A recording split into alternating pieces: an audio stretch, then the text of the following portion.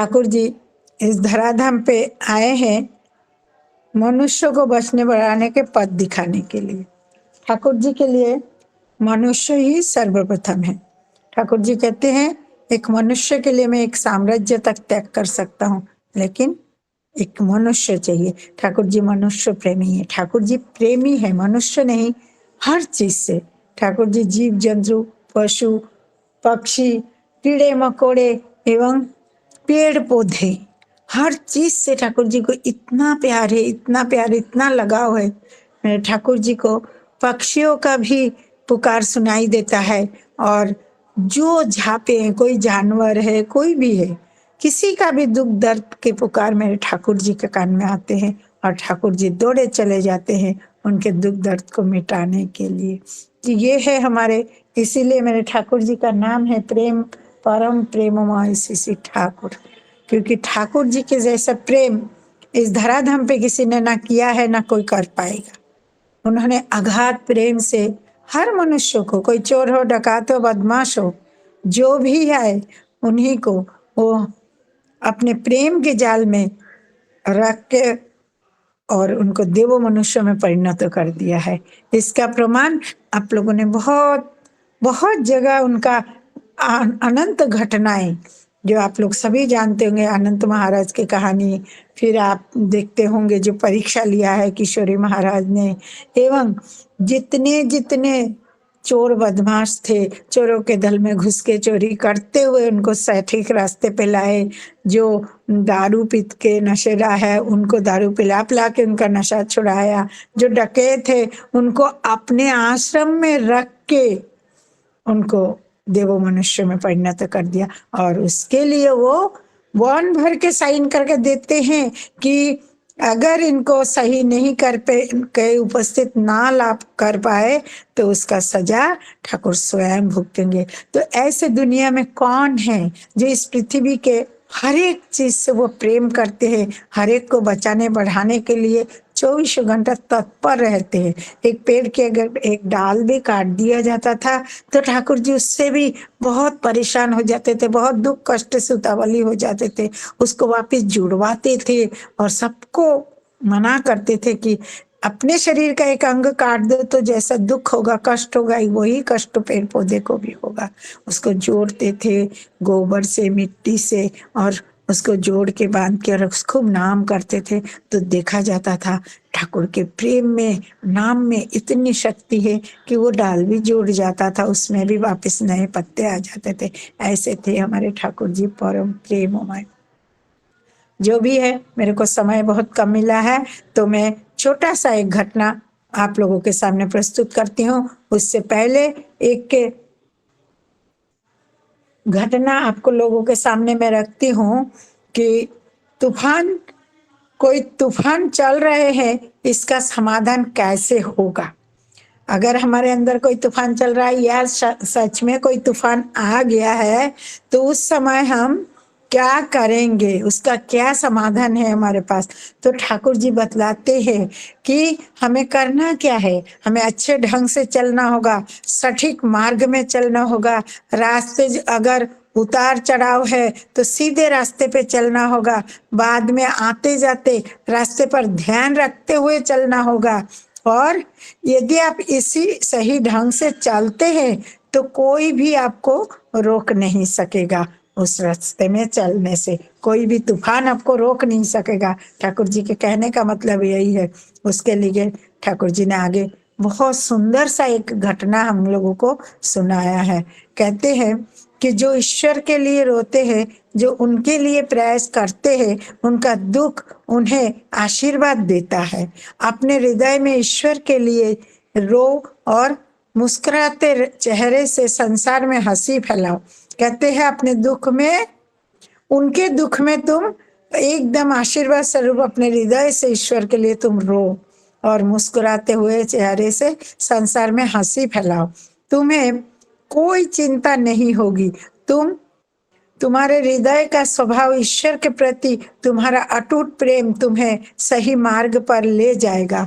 और यदि मार्ग में कोई गलती है हो जाए तो उससे भयभीत मत हो। यदि तुम्हारे भीतर निष्ठा है तो वह निष्ठा उसे स्वतः ही सुधार लेगी।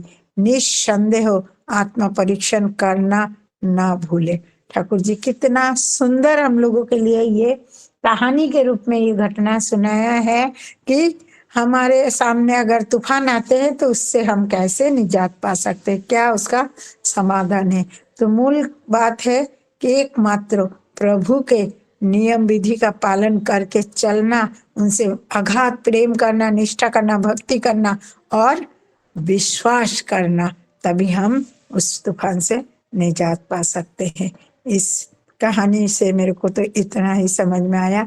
आगे एक छोटा सा ठाकुर जी का एक घटना सुनाती हूँ कि अगर हम सही सही ठाकुर जी का नीति विधि पालन करते हैं, इष्ट विधि परायण होके चलते हैं, उन पे विश्वास करते हैं, उनका अभी जो मिला है डीपी वर्क बहुत पहले तो नहीं था, लेकिन जो शुरू से ही इष्ट कर्म करते हैं प्रत्येक दिन नियम से, उनका कैसे दुख दर्द मिट जाता है, कैसे जो नहीं होना होता है वो भी हो जाता है। यही घटना मैं सुनाती हूँ, मेरा समय बहुत कम है। एक ऋतिक दादा थे, बहुत पुराने, नित्य प्रतिदिन वो अपने कर्मों के बाद जजन जाजन करने के लिए, सबका खोज खबर करने के लिए वो रोज निकलते थे, समय निकाल के प्रत्येक दिन जाते थे।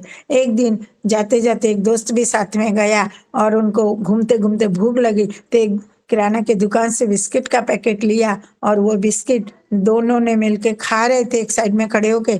दुकानदार ने पूछ लिया, दादा एक बात पूछना है, प्रत्येक दिन मैं आपको देखता हूँ इस जगह पे, रोज आप आते हैं, घूमते हैं, कहाँ कहाँ जाते हैं, मेरे को लगता है आप एक सज्जन व्यक्ति हैं, तो आप क्या करते हैं मुझे थोड़ा बताएंगे। तो दादा ने बोला ऐसे ऐसे मेरा ठाकुर है, और शॉर्ट में बोलती हूँ समय मेरा कम है।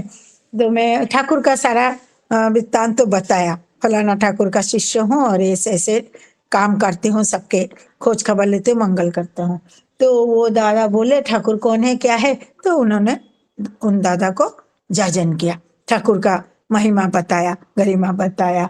तो वो दादा बहुत उद्बुद्ध हुए, वो दुकानदार दादा बहुत उद्बुद्ध हुआ और बोले कि हम भी अगर दीक्षा ग्रहण कर ले तो हमारा भी दुख दर्द मिट जाएगा। तो ऋतिक दादा ने समझाया कि सटीक सटीक करेंगे, भक्ति निष्ठा भाव से और मान उनको विश्वास के साथ लेके चलेंगे, उनकी नीति विधि का पालन करेंगे, उसमें ज्यादा भी नहीं करेंगे, तो 3 तो करना ही पड़ेगा, इष्ट विधि और नाम ध्यान और जजन जाजन, तब आप निश्चय हर दुख कष्ट से निजात पाएंगे, आएंगे तो सही निजात। वो दादा को बहुत पसंद आई बात और दादा ने बोला कि अभी मेरा दीक्षा हो सकता है क्या। दादा ने बोला हाँ क्यों नहीं हो सकता है। उन्होंने एक घटना सुनाया कि भाई ठाकुर जी का एक कौन सा बानी पढ़ के सुनाया कि मैं भूल रही हूँ वो वाणी, कि इष्ट यथा समय इष्ट निर्देश मूर्त करना ही तब होता है। इष्ट का जो निर्देश है वो हमें उसी समय पालन करना पड़ता है, उसके लिए कोई दिन तारीख नहीं देखना पड़ता है। अभी आपने चाहा तो अभी आपको इष्ट नाम मिल सकता है। तो वो फिर बोले चलिए हमारे घर और मेरे को दीक्षा दे दीजिए। तो वो दादा उनके साथ जाने को प्रस्तुत हुए तो बोलते हैं कि मैंने तो अभी खाना खाया हुआ है तो चलेगा। तो दादा ने एक बानी और सुनाया है।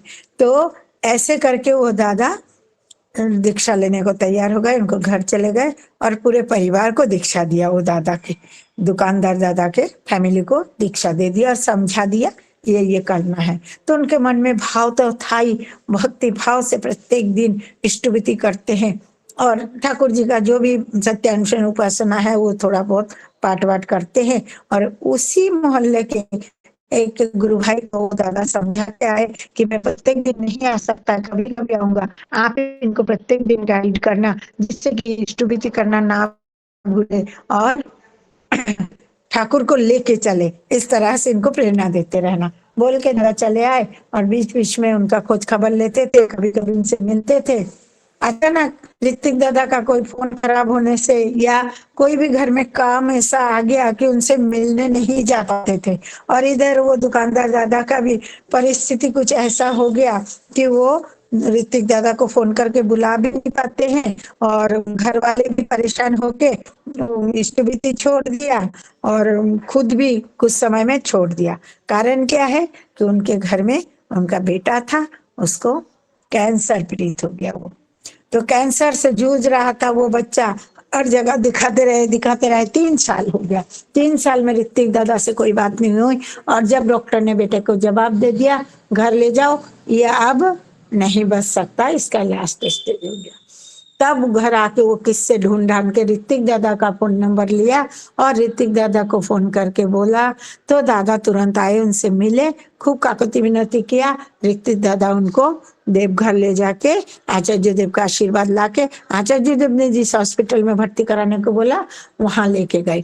ले जाने के बाद देखभाल के सब कुछ देखा और जांच वाच किया, बोला इसका लास्ट स्टेज है, भर्ती कराने से कुछ नहीं होगा, ले जाओ। तो फिर ले आए और बाद में फिर वो ऋतिक दादा से बोला, तो दादा ने वापिस आचार्य देव से निवेदन करके खबर लिया। दादा ने बोला उसी हॉस्पिटल में भर्ती करना होगा उनको। तो दादा को खूब बोला कि क्यों नहीं कर रहे, उन्होंने बोला अब कोई फायदा नहीं है इसलिए नहीं कर रहा है। बोले डॉक्टर कौन है, बोले एक लेडी डॉक्टर है, नाम भी बताया होगा, मेरे को याद नहीं है। तो वो बोला दादा ने कि वो तो एक माँ है, वो माँ आपका दर्द जरूर समझेंगे, इस बार जाके आप काकुति मिनती कीजिए, विश्वास के साथ ठाकुर का नाम करते हुए उनका पैर पकड़ लीजिए और खूब हाथ जोड़ के उनसे विनती कीजिए कि मेरे बच्चे को यहीं भर्ती करना है और आप अपना ट्रीटमेंट दो, भर्ती करो, जो होगा परमपिता का जो इच्छा होगा वही होगा, आप पे कोई दोष नहीं है। ऐसे करके काकुति मिनती किया और डॉक्टर साहिबा ने एक शर्त रखा कि देखो ऐसे पेशेंट के साथ जब दुर्घटना हो जाता है घर वाले हम पे ब्लेम करते, कुछ भी कर जाते, तो ऐसा ना हो इसलिए हमने नहीं किया था। तो उन्होंने बोला कि ठीक है कर लेते, भर्ती करा, ट्रीटमेंट चालू किया।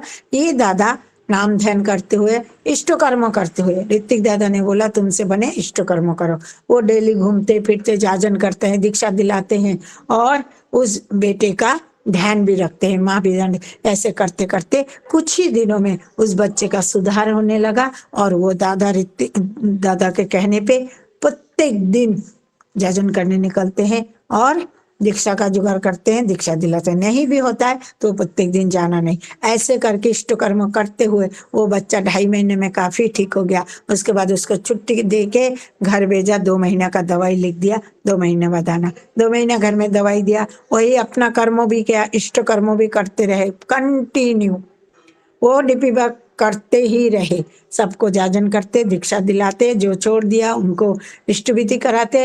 इस तरह से घूमते फिरते 2 महीना बीत गया, दिखाने ले गए, बोला ये तो चमत्कार हो गया, खूब अच्छा उसका ग्रोथ हुआ, ऐसे ही ठीक हो जाएंगे, दवाई लिख के घर भेज दिया। ऐसे ही करते करते दवाई देते देते इष्ट कर्म करते करते वो बच्चा 8-9 महीने में बिल्कुल ठीक हो गया। वो परिवार ठाकुर जी का शरणापन तो थे ही, एकदम अगाध विश्वास। उन्होंने जो बीच में छोड़ दिया था उसका भरतुक तो उनको भरना पड़ा, लेकिन ठाकुर की कृपा ऐसी रहती है कि किसी को निराश नहीं करते हैं। जो उनका सठिक कर्म करता है उनको सही समय से याद करता है और उनका जजन जाजन करता है, उनको ठाकुर जी इस तरह से हर परेशानी से बचा लेते हैं।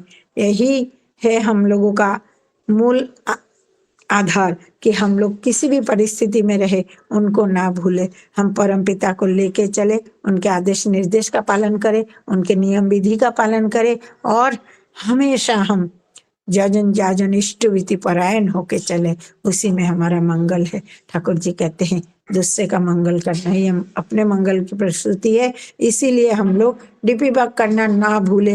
हर परिस्थिति में हम डीपी वर्क करने की चेष्टा करें और दूसरों को बचाए, खुद भी बचे। मेरे समय पूरा हो गया, 1 मिनट ज्यादा हो गया माँ, यही बोल के मैं अपने वाणी को विराम देती हूँ। सबकी मंगल प्रार्थना करती हूँ। जय गुरु माँ, जय गुरु।